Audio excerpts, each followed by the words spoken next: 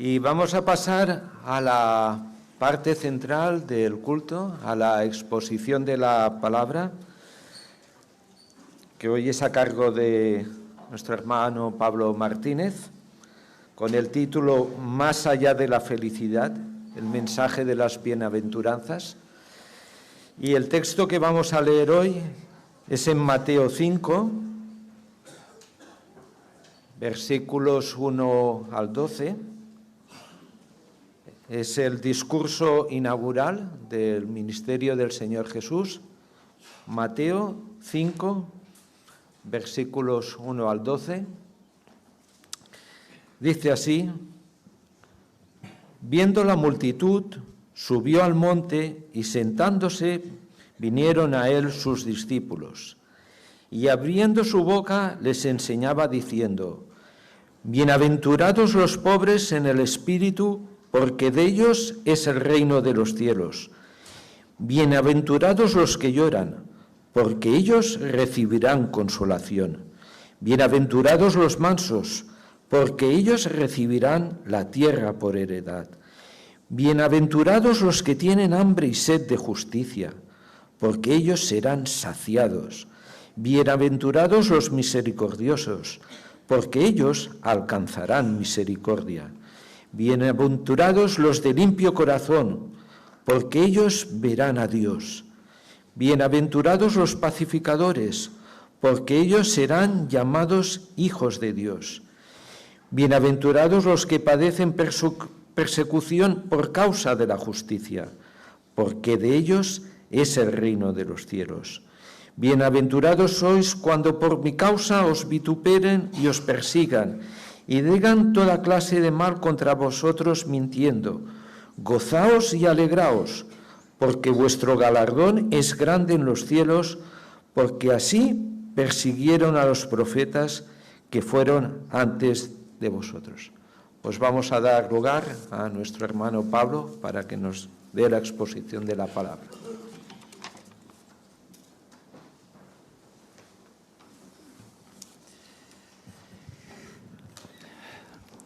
Más allá de la felicidad. Quisiera empezar haciéndoos dos preguntas que nos ayudarán a enfocar el tema. ¿Qué es para ti, qué sería un mundo feliz? Si ahora os diera un minuto para escribir en un papel, ¿qué es para ti un mundo feliz? ¿Qué pondríais? ¿Cómo te lo imaginas? ¿Qué ingredientes tendría? Y una segunda pregunta. ¿Cómo imaginas el cielo? ¿Qué crees que habrá en el cielo? ¿Qué será el cielo? No sé si alguna vez te has hecho estas dos preguntas. El escritor inglés Aldous Huxley escribió Un mundo feliz y describe un mundo utópico, una utopía. Y la gente hoy, si le preguntamos ¿qué es un mundo feliz?, nos contestaría lo mismo. Esto es una utopía. Esto no existe. Es imposible. Pues no será así. No es así. Un mundo feliz es posible. La Biblia nos dice que no es utopía. Un mundo feliz es aquel en el que predominan los valores esenciales del reino de Dios. 3. El apóstol Pablo nos lo resume en 3. Jesús, el Señor, nos lo resume en 9. El apóstol Pablo nos dice en Romanos capítulo 14, versículo 19, que el reino de Dios es justicia, paz y gozo en el Espíritu. así será el cielo. Y así es un mundo feliz. Un mundo donde predomina, reina la justicia de Dios, la paz de Cristo y el gozo del Espíritu. Justicia, paz y gozo. Pero no tenemos que esperar a llegar al cielo para disfrutar de esto. Ya aquí en la tierra podemos tener un anticipo de esta felicidad, tanto a nivel personal como colectivo. ¿Qué es una de las cosas que más atrae a las personas no creyentes? ¿Qué es lo que más les atrae de la vida de los creyentes? Podría ser muchas cosas, pero las que normalmente más se mencionan es: me llamó la atención ver tu paz, el gozo que teníais entre vosotros, la paz con la que afrontabas esta enfermedad, la paz en el funeral por la persona, por el familiar, un ser querido, y vuestra preocupación por la justicia. Porque los valores del reino, el mundo feliz, el cielo, tienen un poderoso efecto de atracción.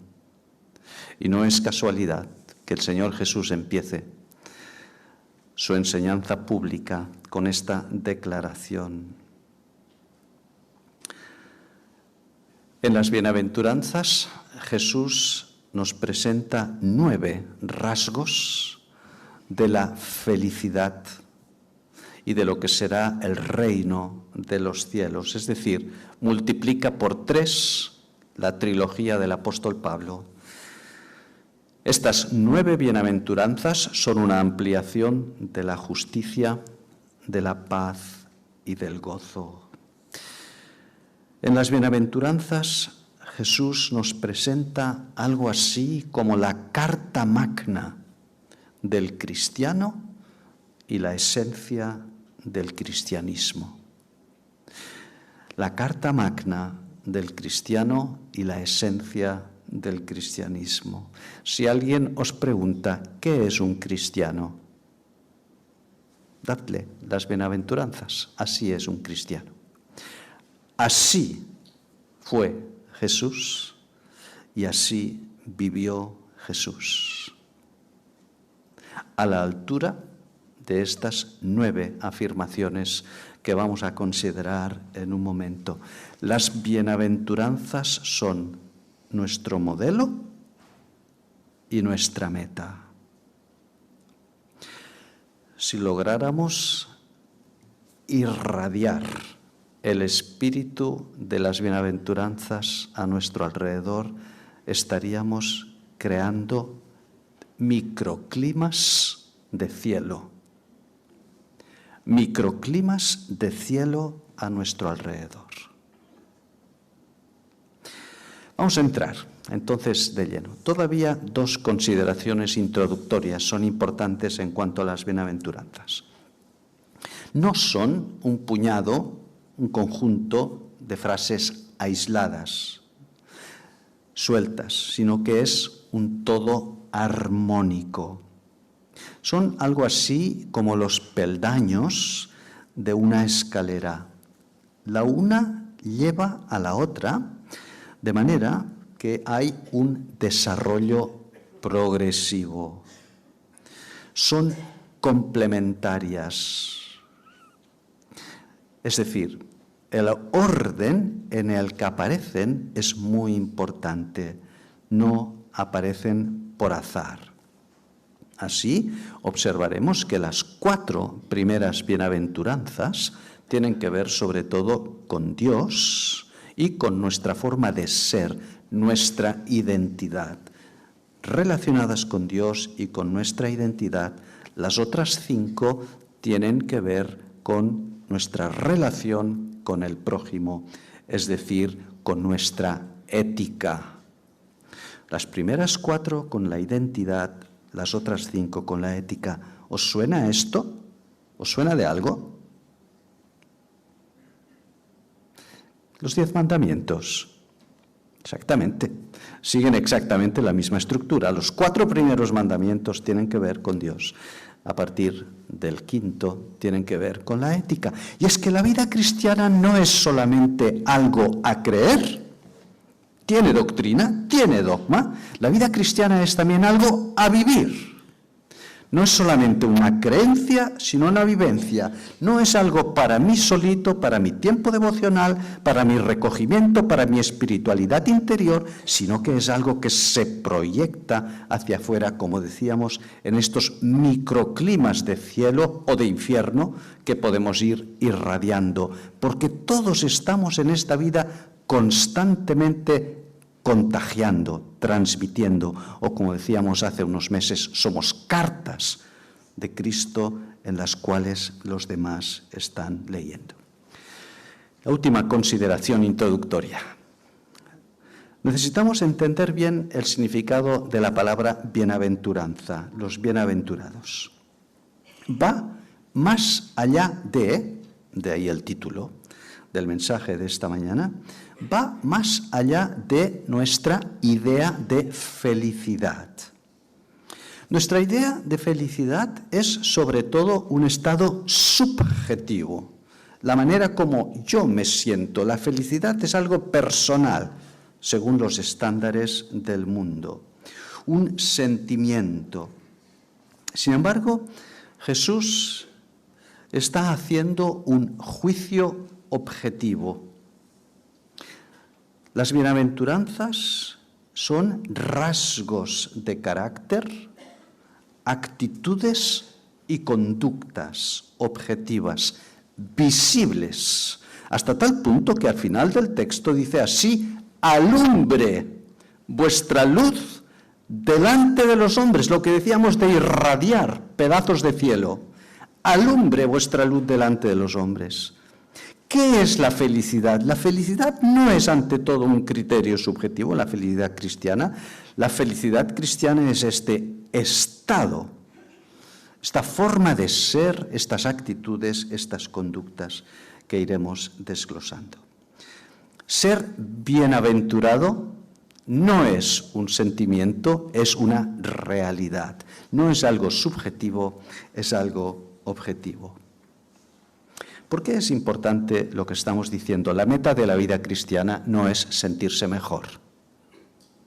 Si alguien se acerca al cristianismo para sentirse mejor, tarde o temprano tendrá una crisis de fe y abandonará la fe cristiana. Esto explica algunos casos de apostasía. La meta de la fe cristiana no es sentirse mejor. Por supuesto que nos da paz, por supuesto que nos da gozo, por supuesto que nos hace sentir mejor, pero la meta de la vida cristiana no es esta felicidad subjetiva, sino la santidad, ser cada día más como Cristo, de acuerdo con el carácter que aquí se describe en esta carta magna. La meta de la vida cristiana no es la felicidad, sino la santidad.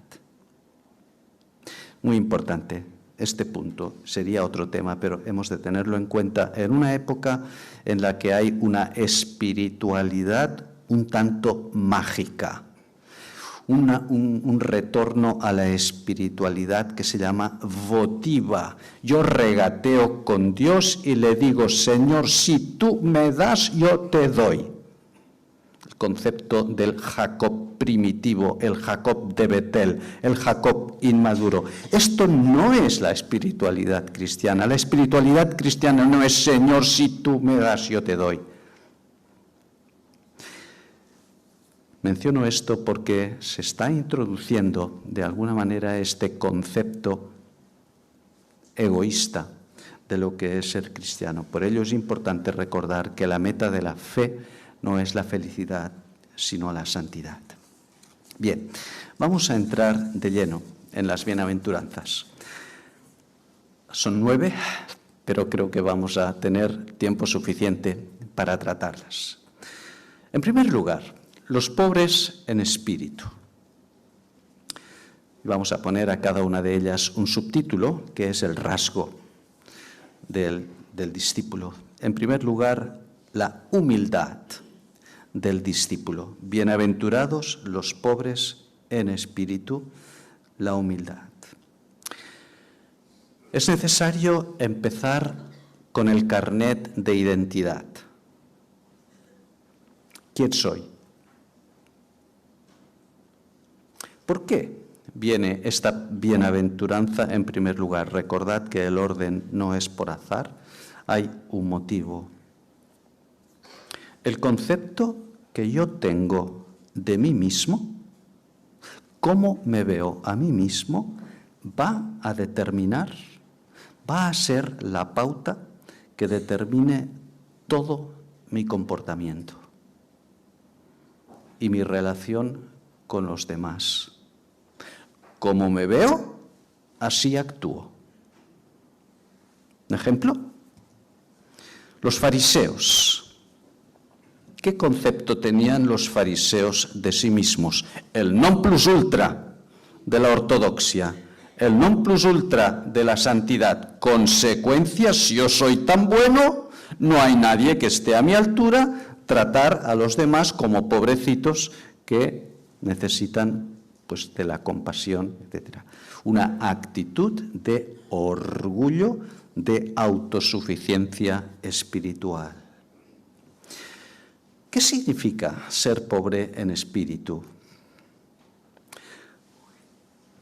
Es la persona que al mirarse delante del espejo de Dios, no el de la media, el promedio del mundo o de los creyentes, sino delante del espejo de Dios, al hacer una evaluación moral de sí misma, se siente pobre, en bancarrota.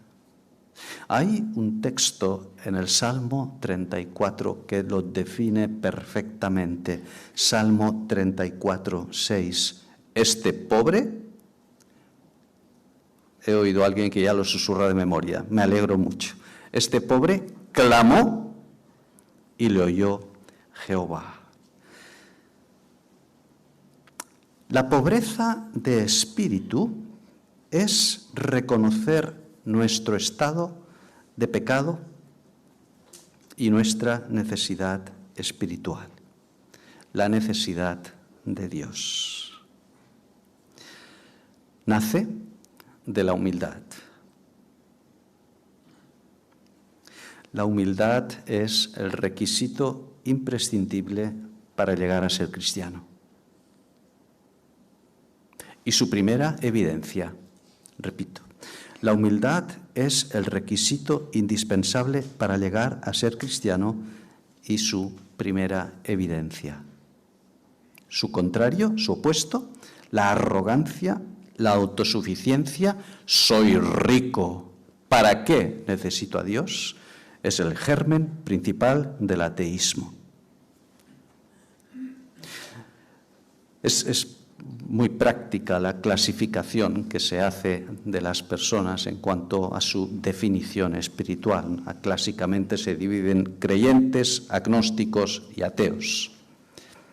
El agnóstico por lo menos tiene la humildad de decir, no sé, no lo sé. Agnóstico, de ahí viene la palabra, un agnóstico, un escéptico, no lo sé. Por lo menos tiene más humildad. El ateo dice, sí, yo sé. No hay ningún ateo que pueda llegar a Dios con esta actitud de autosuficiencia. No quiero simplificar el tema del ateísmo, estuve trabajando muy a fondo en el tema para un libro. Hay muchas razones por las cuales uno puede llegar a ser ateo. Quizás la más dramática y la más digna de comprensión, experiencias personales intensas de sufrimiento personal o muy cercano. No quiero simplificar el tema. Pero detrás de muchos casos de ateísmo se encuentra una actitud de orgullo, de autosuficiencia. Dios, Una respuesta muy sencilla. No lo necesito. Dios, no, gracias. No tengo necesidad de Dios. ¿Os dais cuenta del planteamiento egoísta? Yo solo me muevo por lo que necesito. Si no lo necesito, pues ya está. No necesito a Dios. Esta autoevaluación moral, esta pobreza en espíritu, esta nueva identidad del creyente, tiene un desarrollo progresivo. Es lo que llamamos el crecimiento en madurez espiritual. Vamos a ver el ejemplo de Pablo. Es muy interesante. Año 48, epístola a los Gálatas, que es cuando se escribió. Gálatas 1:1. Pablo se define como apóstol de Cristo. Año 55, 7 años después, 1 de Corintios 15:9. El más pequeño de los apóstoles. Bien, buen progreso. De apóstol pasa a decirse, a presentarse como el más pequeño de los apóstoles. Año 63, Efesios. Menos que el más pequeño de los apóstoles. Bonito progreso, ¿verdad? Y en la última epístola, la epístola a Timoteo, donde Pablo escribe algo así como su legado espiritual, ya ni siquiera se presenta como apóstol. ¿Recordáis? El primero de los pecadores. Incluso en un momento dice que se le presentó Cristo como un abortivo. Como un abortivo. ¿Cómo se le llama esto? Madurez espiritual. Ser pobre en espíritu. La humildad que nace de analizarte a ti mismo delante de Dios. La actitud opuesta es la de la iglesia de la Odisea, que dice, soy fuerte, soy rico, soy poderoso. Y el diagnóstico del ángel, diagnóstico de Dios, es demoledor. Tú te crees fuerte, rico, sabio y poderoso y no te das cuenta que eres un desventurado, pobre, ciego, desnudo. Ves y cómprate colirio para que veas, abras los ojos a esta realidad. Primer rasgo del creyente, la humildad, una identidad que se basa en la humildad. De ellos es el reino de los cielos. ¿Recordáis lo que decíamos del anticipo del cielo? De ellos es el reino de los cielos. En segundo lugar, bienaventurados los que lloran. Seguimos con la identidad. El reconocer nuestra naturaleza de pecado y definirse delante de Dios como pobre en espíritu no puede ser una mera afirmación intelectual. Tiene consecuencias. Nos hace llorar, lamentar. La lamentación, consecuencia de la confesión de pecado, es algo profundamente cristiano. En el lenguaje teológico se le llama contrición. La contrición. ¿Suenan raras estas palabras? No son tan raras. El gallo canta 3 veces. Y cuando Pedro se da cuenta de lo que ha hecho, ¿qué hace? Salió fuera y lloró amargamente. Lloró amargamente al darse cuenta de cómo había metido la pata, de cuán fondo, cuán hondo había llegado en su negación del Señor. El llorar es consecuencia de reconocer la convicción de pecado. Pero no solamente el creyente, el discípulo de Cristo, llora al mirar dentro de sí mismo, también llora al ver el mundo con los ojos de Dios. Llora al ver la pobreza espiritual de este mundo. El creyente llora al mirar a su interior, pero también llora al mirar al mundo alrededor.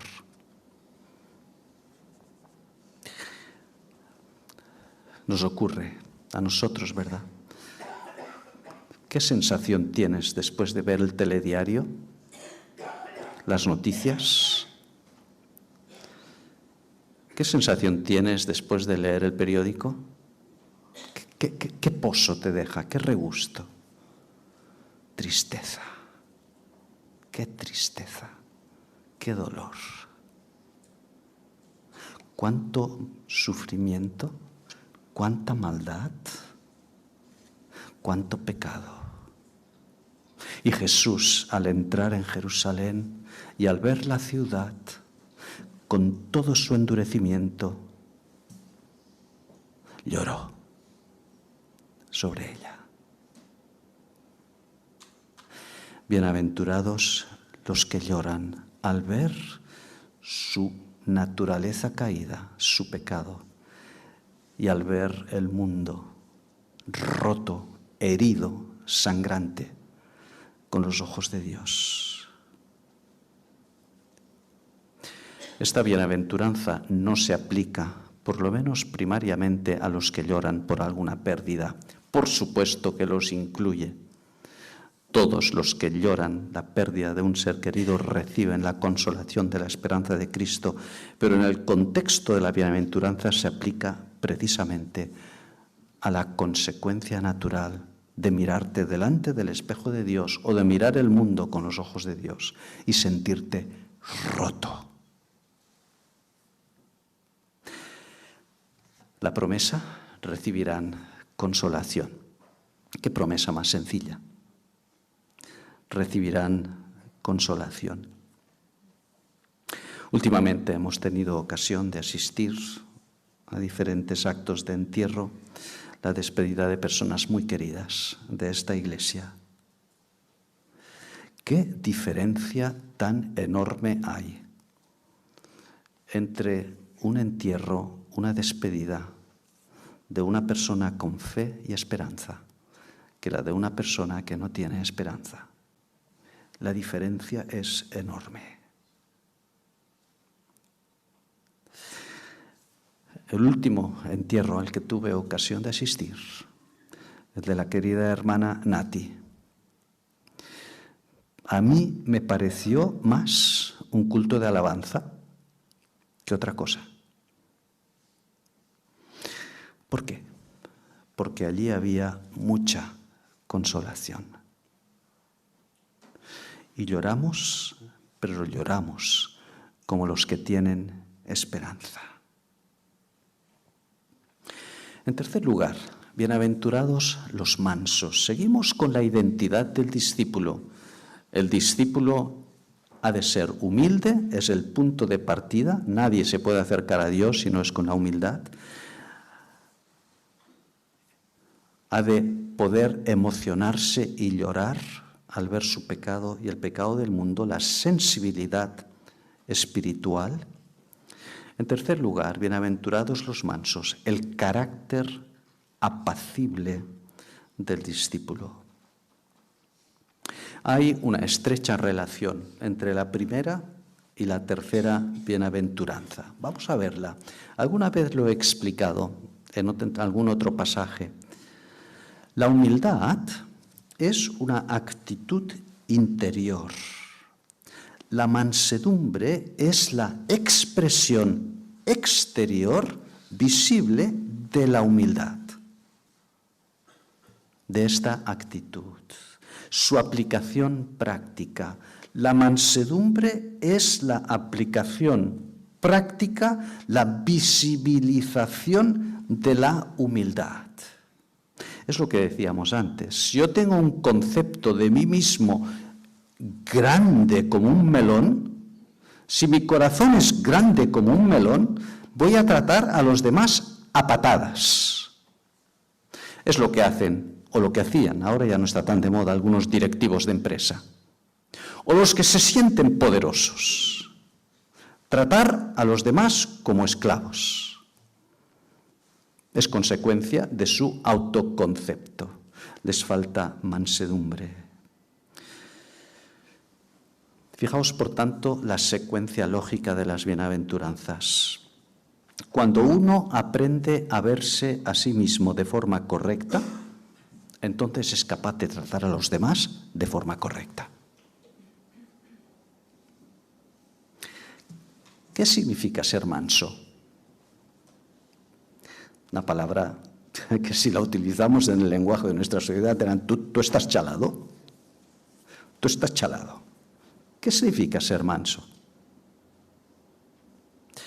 Os voy a dar 4 o 5 sinónimos, todos ellos derivan de la palabra original en griego, praus, una palabra preciosa, que lo engloba, es riquísima en matices.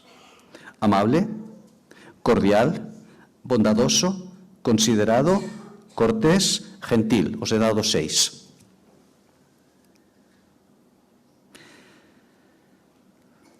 Así fue Jesús. Así fue y vivió Jesús. ¿Recordáis que la única ocasión en la que Jesús se refirió a sí mismo como modelo? Una sola vez Jesús se refiere a sí mismo diciendo, aprended de mí. No lo repitió nunca más. Aprended de mí. ¿Y qué añadió detrás? Que soy manso y humilde. Otra vez el mismo binomio, la misma pareja. El mismo matrimonio, la humildad que lleva a la mansedumbre. Porque este era el resumen de su carácter, la esencia de su identidad. Estos 2 rasgos son como la pareja fundacional del carácter cristiano, la base de nuestra identidad. Ser dócil, amable, cordial, bondadoso, considerado y cortés, ¿es una expresión de debilidad o de fortaleza? Os pregunto. ¿Ser manso es ser débil? El manso es la persona capaz de autocontrol. Y el autocontrol, esto no es solo en la palabra de Dios, es un principio fundamental en la psicología secular. El autocontrol es la expresión número 1 de un carácter maduro, lo que se llama un yo maduro, la capacidad de autocontrol. Un carácter fuerte no es el que grita más, sino el que sabe callar más. Un carácter fuerte no es el que más grita, sino el que sabe dosificar adecuadamente sus silencios y sus palabras. La agresividad, la aspereza, lo contrario de la mansedumbre, son un obstáculo, un enemigo en el carácter del cristiano. La promesa aquí, recibirán la tierra por herencia. Qué bonito. Es una cita del Salmo 37, cita textual del Salmo 37, recibirán la tierra por herencia. En cuarto lugar, bienaventurados los que tienen hambre y sed de justicia. Las prioridades del discípulo. De nuevo, hay una estrecha relación con la primera. Reconocer nuestro pecado nos lleva a anhelar resolverlo. Nos lleva a anhelar integridad, rectitud y justicia. El hambre y la sed espiritual son una característica del creyente y del pueblo de Dios, hasta tal punto que se convierten en una prioridad en su vida. En este mismo Sermón del Monte, el capítulo siguiente dice: buscad primeramente el reino de Dios y su justicia, porque todas las demás cosas vendrán por añadidura. Prioridad número 1, la sed y hambre de justicia. La justicia en la Biblia tiene 3 aspectos, digo esto entre paréntesis, 3 grandes dimensiones. La justicia legal, que es, por ejemplo, la que se aplica a nuestra relación con Dios, la justicia propia del lenguaje jurídico, la justicia moral, que es rectitud, integridad, lo contrario de la corrupción, y la justicia social. Cuando hablamos de justicia, estamos hablando de estos 3 matices. Y ahí empezamos a engarzar con la segunda parte de las bienaventuranzas, que nadie se asuste que relativamente pronto terminamos. ¿Recordáis que las 4 primeras bienaventuranzas están relacionadas con Dios y tienen que ver con nuestra identidad? Y aquí encontramos ya el puente natural. La justicia tiene que ver no solamente con mi integridad, mi ausencia de corrupción, sino que tiene que ver también con la justicia social. Bienaventurados los misericordiosos. Quinta bienaventuranza. La sensibilidad social del discípulo. Entramos en la segunda parte. Hemos dicho que las bienaventuranzas nos daban nuestra identidad, qué creer, cómo ser, pero también nuestra ética, cómo vivir, cómo actuar. Primera característica ética, la misericordia, sensibilidad social. La compasión hacia el necesitado. He observado que algunas versiones modernas, digo esto entre paréntesis, algunas versiones modernas sustituyen la palabra misericordia por amor. El domingo pasado hace 2 domingos se leyó una versión en la que al hablar del Salmo 103 no mencionaba la palabra misericordia, sino amor. Esto es un empobrecimiento.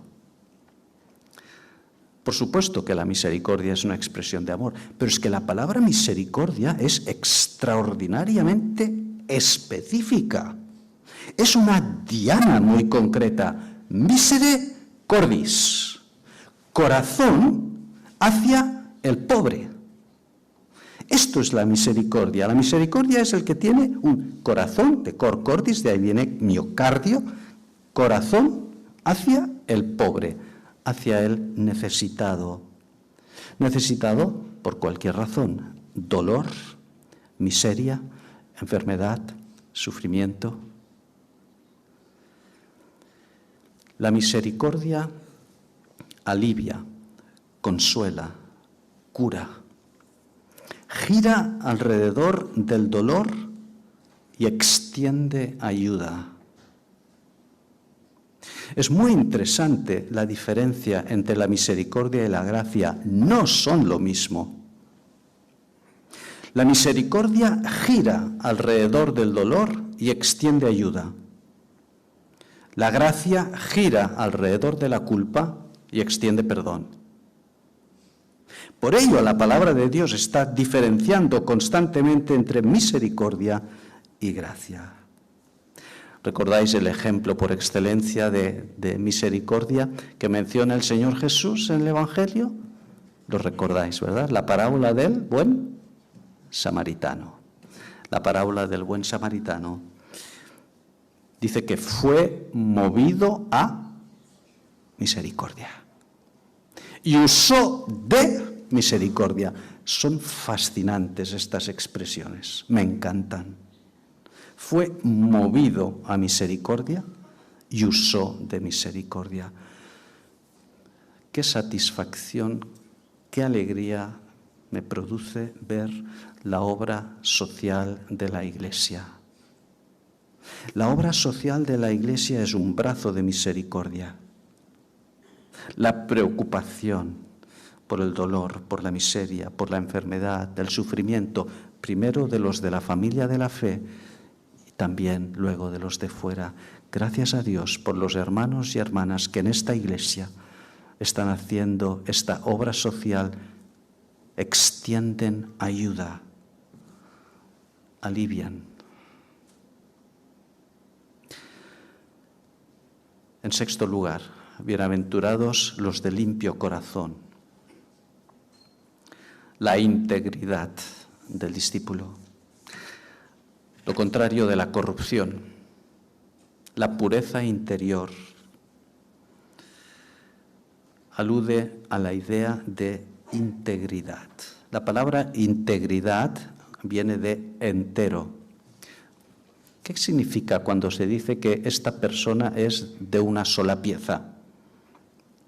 No sé si esta expresión quizás ahora ya no se utiliza tanto, de una pesa, de una sola pieza. ¿Qué significa esta expresión? Es de una sola pieza.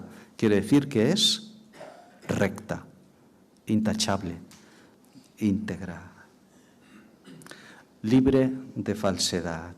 Su vida es transparente. La persona que no es íntegra, no es entera, tiene dos partes. Una, la que exhibe delante de los demás, y otra, la que es en realidad.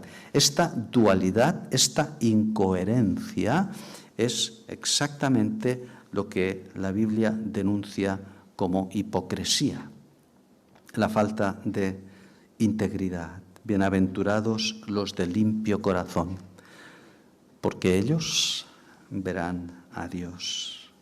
En séptimo lugar, bienaventurados los pacificadores, el discípulo como reconciliador, hacedores de paz, construir puentes. Todos aquellos que habéis tenido ocasión de ayudar en un proceso de mediación entre dos partes, si no habéis salido rebotados del proceso, porque también es frecuente que uno salga rebotado cuando interviene en un proceso de mediación, pero todos aquellos que habéis tenido ocasión de participar en un proceso de mediación, sabréis la satisfacción profunda que produce ver cómo dos partes se reconcilian. Ser pacificador no es una ideología, no es lo mismo que pacifismo. Ser pacificador es una actitud profunda que nace del corazón y que busca hacer puentes de acercamiento siempre que sea posible. Su opuesto es la persona conflictiva, pendenciera. Serán llamados hijos de Dios. Y estamos llegando al final.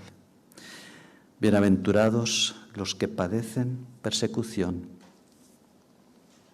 la fidelidad y la valentía del discípulo. Es un tanto sorprendente y casi anticlimático que enseguida después de hablar de paz, bienaventurados los pacificadores, se refiere a la hostilidad de los demás. No es tan sorprendente si recordamos las palabras del Señor Jesús. El siervo no es mayor que su Señor. Si a vosotros me han perseguido, a vosotros también os perseguirán.